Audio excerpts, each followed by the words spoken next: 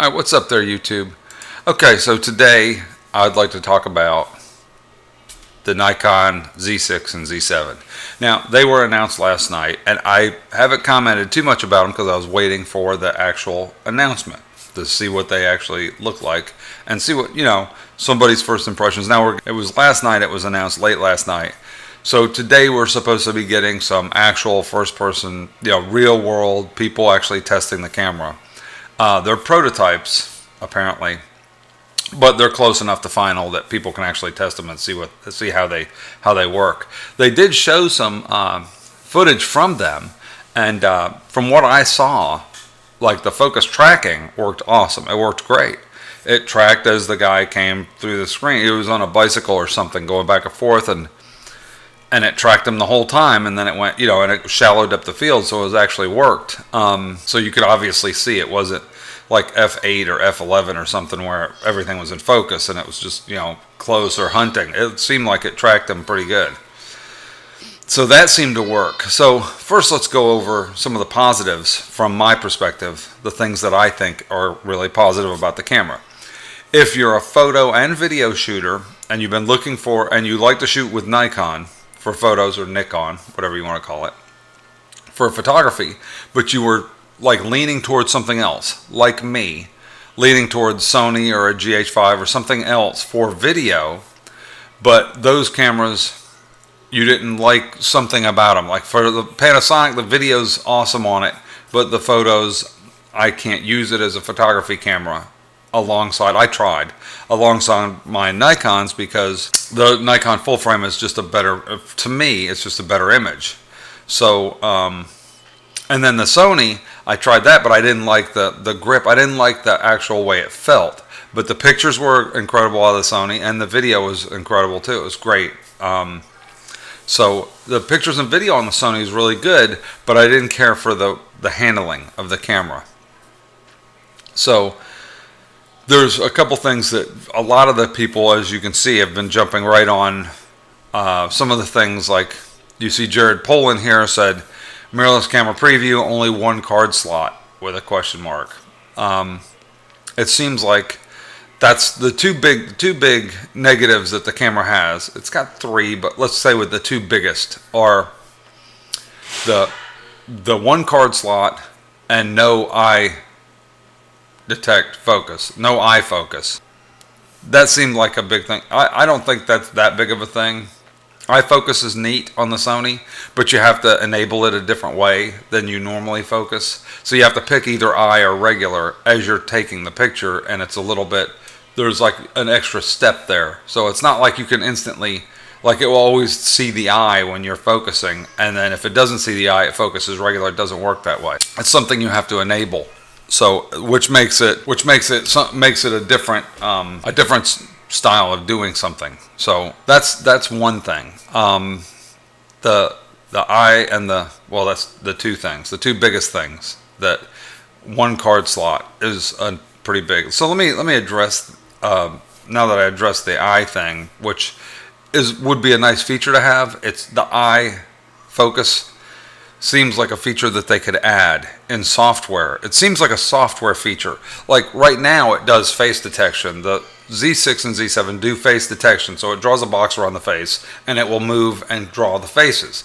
So if it's already detecting the shape of a face, then all you have to do is make it detect the shape of an eye. And like even the Panasonic, when it detects, when you're facing it, it puts a cross on the eye. It actually does a similar eye detection. The Panasonic already does like a similar eye detection based on your eye, and the focusing isn't very great on the GH5 autofocusing. So if this Nikon, the autofocusing is fast and quick like the videos that I've seen, then you wouldn't really need eye detection. It would be nice for photography for eye detection, but it's not necessarily a make or break feature. It's a feature that I would like to see, and it would be great for the next version to have it, but it's not a make or break feature to me. Not to me. Some people maybe. Now, on the subject of the one card slot, the camera has one XQD card slot, and that's it. Doesn't have an SD card slot, doesn't have XQD or SD. It has XQD only, one slot. It's supposed to be being upgraded with firmware to a CF Fast slot or something, the new CF card that looks exactly the same, but it's CF Fast and it will work in the camera. So to me, that seems like pretty forward thinking for as far as expanding it like in the future for upgrading, but it's bad that they didn't have two in it to begin with. It should have at least had an XQD and an SD like the 500, like the D850, like, you know, like all the other cameras that they have. I don't know why they didn't, to keep the size down a little bit, you know. I don't know. Maybe that was, I don't think anybody was complaining about the size being a little bit longer and adding a second slot. I don't know why they didn't just do that. But that said, I shot with a GH1 professionally with one card slot, GH2 professionally with one card slot, GH3 professionally with one card slot. I think the GH4 added the second slot. I could be wrong. It could be just the GH5 that added the second card slot. I think it was just the GH5. I don't think the GH4 had two slots. I can't remember. It's been so long since I used it, because I only used the GH4 for a couple months, and then I switched over and started using the Nikons. I got rid of the GH4, and then I waited on the GH5 because I was already shooting Nikon at that time. So I can't remember, but I think the GH4 only had one slot, and I used it professionally. Either way, I used those cameras professionally with one card slot for years. I actually used this camera right here as a second camera, the G85 as a second camera, because it has, the G85 has basically the same same sensor and same 5-axis image stabilization as the GH5, but one card slot. And it doesn't, I've never had it corrupt a card. Not, knock on wood. Not saying that it won't happen, and you don't, it's like you don't buy insurance, hurricane insurance in Florida because you've had your house demolished by a hurricane. You buy it in case you have a hurricane, so that demolishes your house. So it's one of those things where if you don't have it, if I don't have it, it's not going to make or break. If I'm shooting photos, I've had like one card fail in 10 years while shooting photos, and I was able to recover all the photos off the card. So, and it locked up during shooting, and I was able to take the card out, swap it out, put in a new card, keep shooting, and then recover the photos that I did have. Now, most of the free software, maybe there's some paid software, most of the free software won't recover the raw files, but it will recover JPEGs. So if you're shooting with a single card slot, you could shoot in RAW and JPEG on that one slot, and that way you have a backup on that slot of JPEGs, so you don't lose the images. Yes, you lose the RAW and the ability to edit them, but you at least keep the images. You have the images. The other thing that I liked is if you shoot RAW and JPEG like that, you can actually back the images directly up to your smart device through SnapBridge, which is what I was doing anyway. So I have on my camera, I'm going to open it up here and show you. SnapBridge is right on the front here.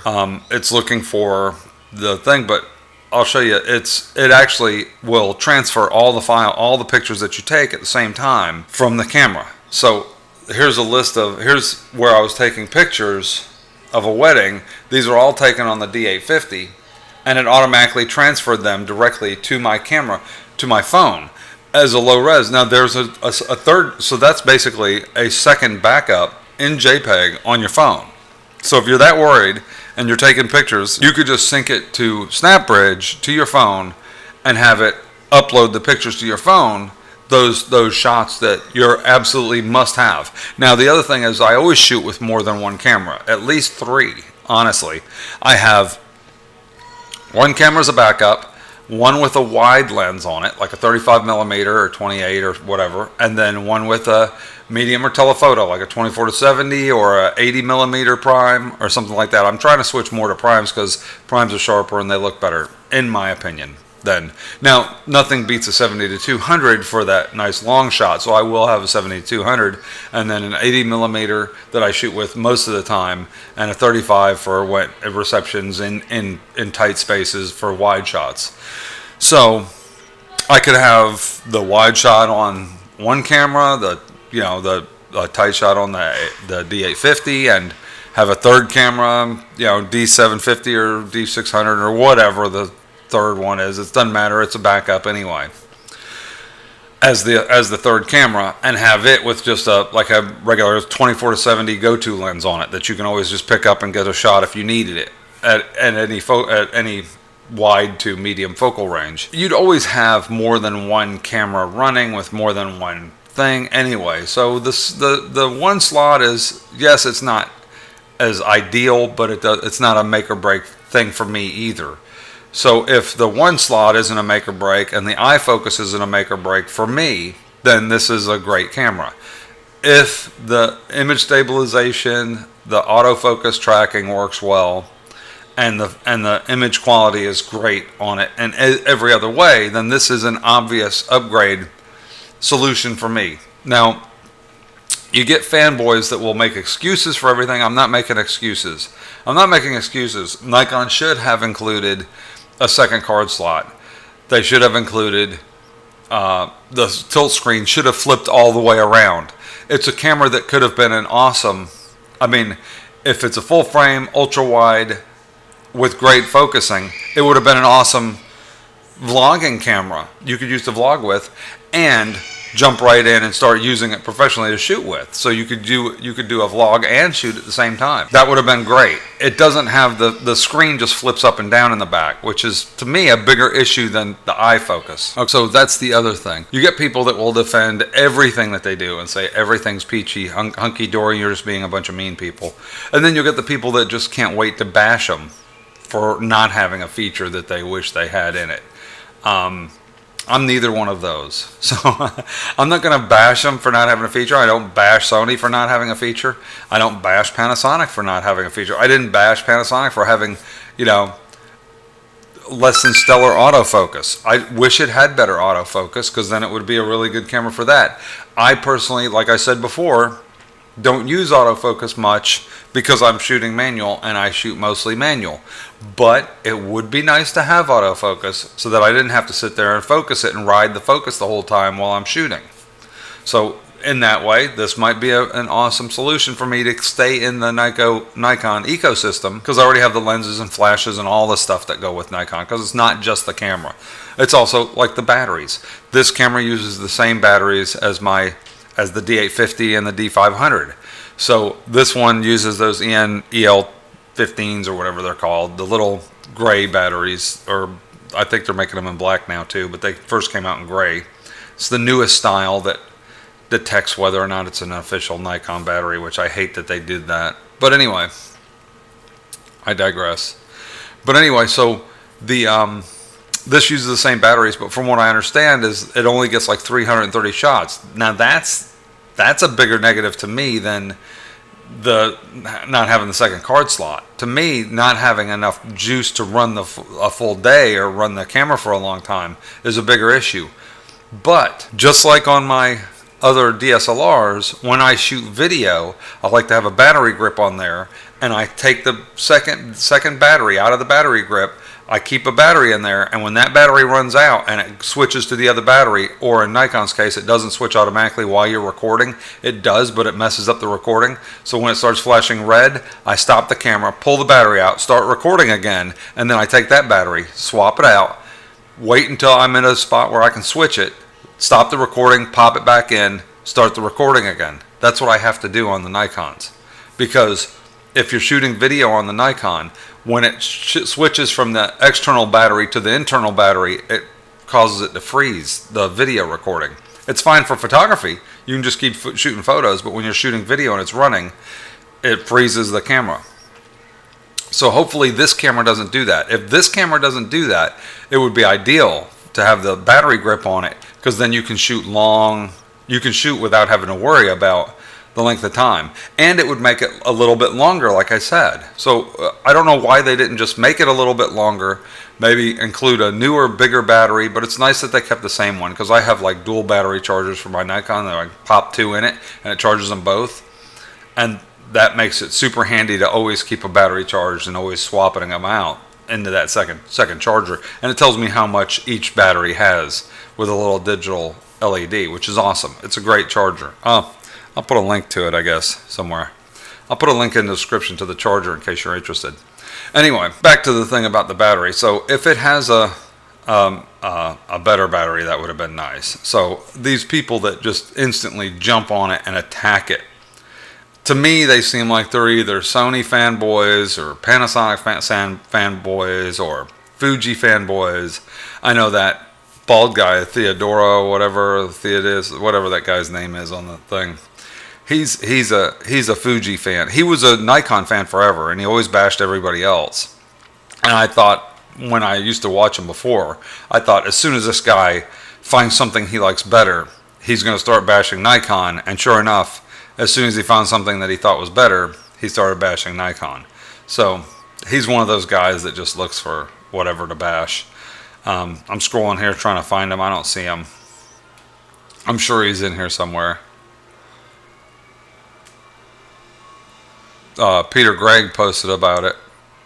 Does Nikon strike out? Bottom of the 9th, bases are loaded. I'll watch his video. I haven't watched it yet. See, there's no red line. But I'll watch his and see what he says. But I'm going to check out some of the other reviews first before I actually jump the gun and pull the trigger for one of these. But I think I will probably pull the trigger for the Z6. Because it looks like a great camera. I think it does what I want it to do. And it stays in, I'm still in the Nikon ecosystem, which I like being in. I mean, it works. They work good for me. I'm used to the menus. I'm used to the stuff on them. So I'll probably just stay with it. And I'm happy with the video from the D850 and D500 and stuff already, as you've seen on this channel. I'm already happy with the video. I shoot it professionally. I don't know what people are talking about. I posted a comment saying, well, I already shoot with the D850. I'm happy with the video. And somebody said, you shoot professionally video with the D850? I'm like, it shoots 4K video. Your Canon doesn't even do that. What do you... It shoots awesome video. It shoots great video. So I don't understand what the issue is. The Nikon shoots fantastic video. You just got to get used to how to work it, and you manually focus. It's not a big deal.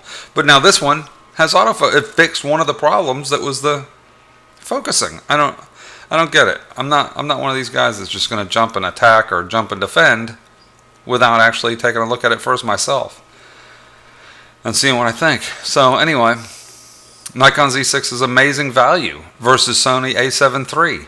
So this seems like Matt posted a pretty good thing here, and he seems like a pretty level-headed guy, Matt Granger.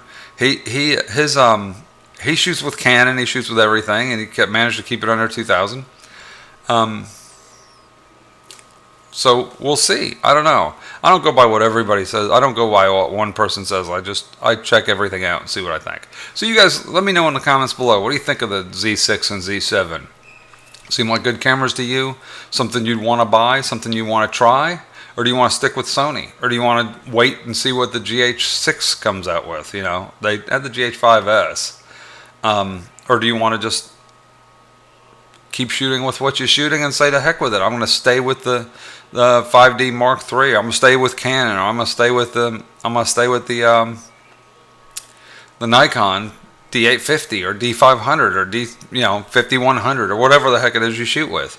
Are you going to stay with that, or are you going to upgrade to this? What do you guys think? Let me know in the comments below what you guys think about this. And do you think fanboys, kind of screw it up for everybody, or the YouTubers looking for hits that post all this negative stuff? You think they just do it just to get hits on their views on their things so they can make a living on the YouTube videos? I don't make my living with YouTube, so I don't care. Just watch it if you watch it. Like it if you like it. Give it a thumbs down if you don't like it. Let me know your comments below. Let's talk about this. All right, YouTube, I'm out.